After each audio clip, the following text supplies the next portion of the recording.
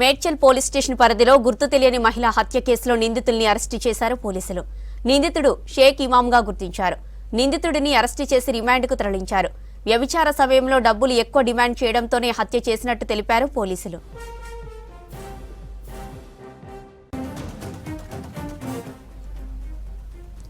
ఈ నెల 25న Medchal police station పరిధిలో గుర్తు తెలియని మహిళను హత్య చేశారు దుండగులు.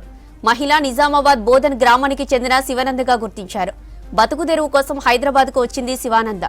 ఇళ్లలో పనిచేస్తూ మరో వ్యక్తితో నివసిస్తుందని ఇప్పటికే తేల్చారు పోలీసులు.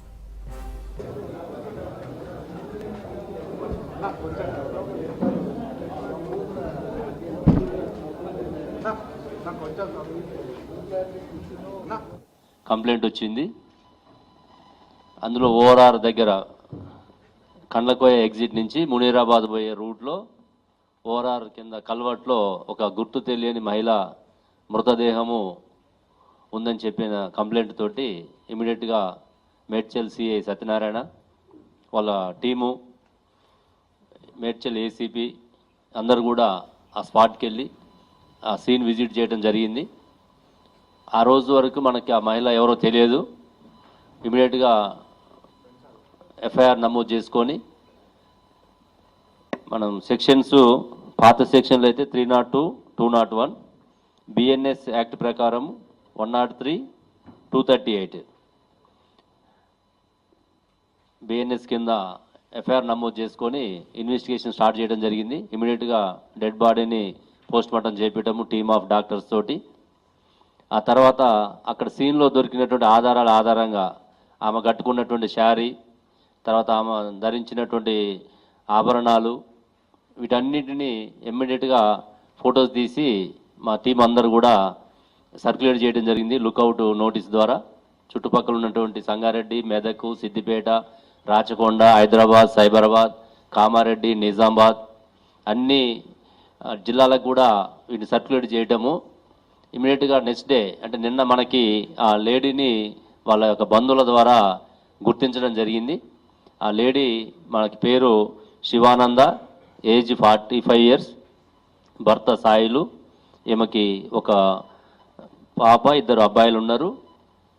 ఈమె అక్కడ వాళ్ళ ఇంట్లో గొడవ పెట్టుకొని వచ్చేసి ఇక్కడ ప్రాంతంలో కొద్ది రోజులు కొంపల్లి, కొద్ది రోజులు కుషాయిగూడలో షెల్టర్ తీసుకొని ఉంటున్నది గత ఒక 6 నెలల నుంచి.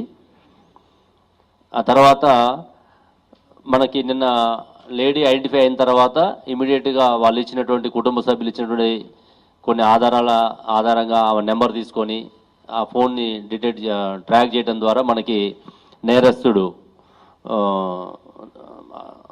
గుర్తించడం జరిగింది. ఈ నేరస్తుని పేరు షేక్ ఇమాం. ఇతను స్టోన్ కట్టర్గా ఇక్కడనే మేడ్చల్లో పనిచేస్తున్నాడు, మజీద్పూర్ ఏరియాలో ఉంటాడు. ఇతని నేటివ్ కూడా కరీంనగర్ జిల్లా కమలాపూర్. ఇతను ఆ రోజు 24వ తారీఖు సాయంత్రం ఆ లేడీ బస్టాండ్ దగ్గర, మేడ్చల్ బస్టాండ్ దగ్గర ఉన్నప్పుడు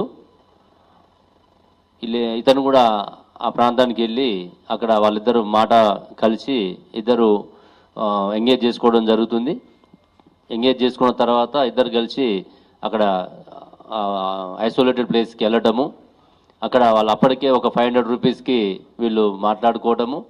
అక్కడ పోయిన తర్వాత వాళ్ళిద్దరి మధ్య ఆ డబ్బుల దగ్గర ముందు ఇవ్వమని, తర్వాత ఇస్తామని చెప్పేసి, తర్వాత లేడీ మళ్ళీ ఎక్కువ డిమాండ్ చేసిందని, ఇట్లా రకరకాల రీజన్ చెప్తున్నాడు. ఏది చెప్పినప్పుడు కూడా ఇష్యూ చాలా పెట్టి మ్యాటర్ అది యాక్చువల్గా.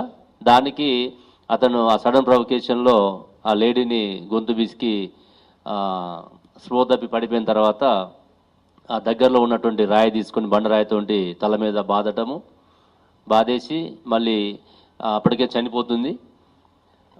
గుర్తుపడుతుందని చెప్పేసి ఆనవాళ్ళు లేకుండా చేయాలనే ఉద్దేశంతో ఆ బట్టల మీదనే శారీ కట్టుకుని ఉంటుంది కాబట్టి ఆ బట్టల మీదనే పెట్రోల్ పోసి నిప్పంటించడం జరుగుతుంది.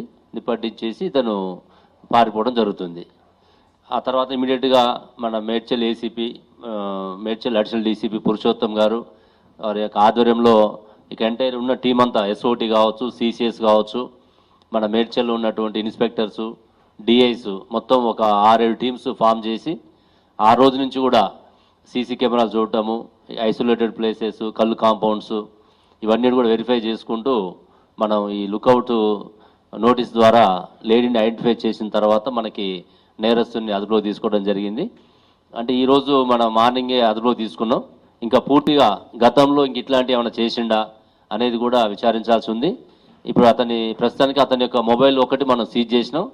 ఇంకా ఆ యొక్క మృతురాల యొక్క ఫోను, ఇతను వాడినటువంటి బైక్, ఇవి కూడా మనం సీజ్ చేసుకోవాల్సి ఉంది. ఇతన్ని మళ్ళీ పోలీస్ కస్టడీ తీసుకొని ఇతని యొక్క నేర చరిత్ర పూర్తిగా విచారించి రిమైనింగ్ ఏదైతే మన క్రైమ్లో వాడిండో బైకు, ఫోన్ కూడా డిటెక్ట్ చేస్తాం. ఈ కేసులో చాలా వితిన్ 48 అవర్స్లో మేము ఆ రోజు నుంచి కూడా మీడియా కూడా చాలా మాకు కోఆపరేట్ చేసింది. డే టు డే అడిగినా కూడా ఎప్పటికప్పుడు ఇన్ఫర్మేషన్ షేర్ చేసుకుంటూ, ఎందుకంటే ఇట్లాంటి గతంలో చాలా జరిగినాయి, సెన్సేషనల్ అయిన సందర్భాలు ఉన్నాయి. అయినా కూడా సంయమనంతో మాకు సహకరించినందుకు మీడియాకి.